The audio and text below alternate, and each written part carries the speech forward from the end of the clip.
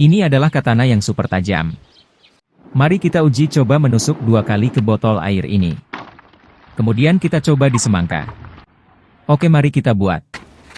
Orang ini menggunakan kawat baja bekas rongsokan di belakang rumahnya. Ini perlu dipotong menggunakan mesin gerinda. Ini dipotong sesuai kebutuhan saja, sisanya bisa dibuat untuk membuat barang unik lain. Potongan dimasukkan ke dalam pipa. Setelah masuk ini perlu diberi serbuk putih. Kemudian baru dipanaskan sampai kemerahan. Kemudian segera ditimpa dengan palu agar besi memadat. Ini dibentuk sesuai dengan bentuk sebuah pedang. Dan setelah sesuai dengan bentuk yang diinginkan maka perlu dipoles dengan amplas merah. Amplas ini ampas kasar. Poleslah sampai halus agar bentuknya bagus dan bisa untuk digambar. Kemudian segera dicoret menggunakan spidol. Setelah dicoret maka ini akan dipotong menggunakan gerinda. Potonglah dengan bentuk yang diinginkan. Kemudian bagian bawah perlu dibentuk runcing. Ini untuk pegangannya. Kemudian digaris bagian tengah untuk mendapatkan pola garis yang bagus. Ini akan menjadi 2 sisi atas dan bawah. Lalu gerinda bagian bawah untuk mendapatkan hasil yang lancip. Ini akan menghasilkan bagian yang sangat tajam. Kemudian ini perlu dikikir. Setelah dikikir maka ini akan digerinda bagian tengah untuk mendapatkan pola garis tengah. Pola garis sudah dibuat maka dikikir lagi. Dan kemudian perlu dipoles agar mengkilap. Ini akan mendapatkan hasil yang sangat beautiful. Ini proses sudah hampir selesai pada bagian katananya. Kemudian katana ini dililit dengan kawat. Kawat ini gunanya untuk menahan tanah liat yang akan direkatkan. Kemudian perlu dilapisi tanah liat. Lapisilah dengan merata agar besi katananya terlindungi. Setelah tanah liat merata maka langsung dibakar dengan arang yang panas dan angin yang stabil agar cepat memerah besinya.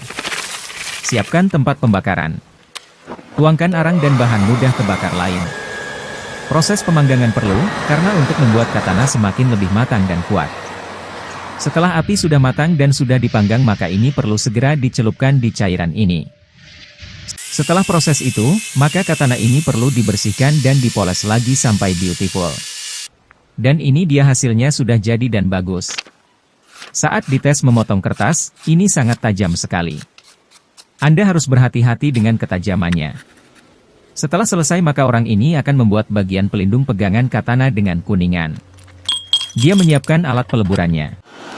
Setelah semua kuningan jadi membara dan cair, maka dia perlu untuk mencetaknya menjadi bulat pipih. Dan ini sudah jadi bulat dan pipih, maka ini perlu segera dibor bagian tengahnya. Lubang ini untuk pegangan pada bor saat proses mengelusnya sampai hasilnya rata.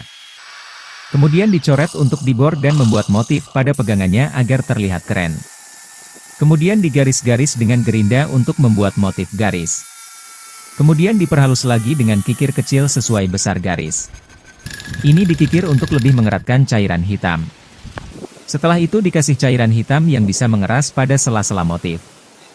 Cairan ini perlu diratakan di sela-sela motif. Ratakan sampai rata. Setelah rata dan keras ini digosok di kayu dan akhirnya jadi juga beautiful. Kemudian perlu sebuah kuningan persegi untuk membuat kancingan pada depan pelindung tangan. Ini perlu dilubangi pada bagian tengahnya agar bisa masuk ke katananya. Jadi lubangnya harus sesuai dengan besar dan lebar katananya. Haluskan lubangnya dan bentuk bagian luar sesuai dengan bentuk yang bagus. Setelah jadi pada kancingannya maka orang ini akan membuat pegangan katananya. Pegangan katana ini memakai balok kayu bekas dan dipotong sesuai dengan yang diinginkan. Kemudian mal besar sesuai besar bagian bawah katana. Ini ditatah dengan tatah sampai terbentuk hasilnya. Buatlah cekungannya dan bakar pada bagian bawah katana untuk mendapatkan hasil yang pas pada lubang pegangannya.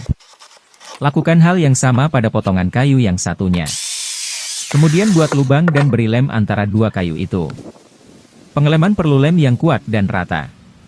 Setelah jadi dan katana pada bagian bawah sudah bisa masuk, maka bentuklah kayu itu sesuai dengan besar pegangan pedang pada umumnya. Setelah selesai maka pada bagian bawah kayu perlu direkatkan kuningan agar tampilan menarik. Kemudian buatlah sarung pegangan dengan kulit dan dijahit. Jahitlah sesuai lebar dan panjang pegangan. Ini penting karena untuk menghasilkan pegangan yang nyaman saat digunakan. Kemudian dimasukkan sarung itu ke pegangan kayu itu. Dan cobalah apakah dirasa sudah nyaman. Proses yang selanjutnya kumpulkan semua bahan yang sudah jadi tadi. Kemudian dirakit. Pertama masukkan kancingan, pelindung pegangan, ring, masukkan pegangan kayunya dan kancing pada bang kayu dengan paku. Kuatkan paku itu. Kemudian yang terakhir untuk mendapatkan motif yang cantik pada katana ini bagian pegangan perlu dililit dengan pita merah dan hasilnya sangat beautiful. Lilitkan dengan motif bersilang agar motif warna hitam dan merah terlihat. Inilah hasilnya.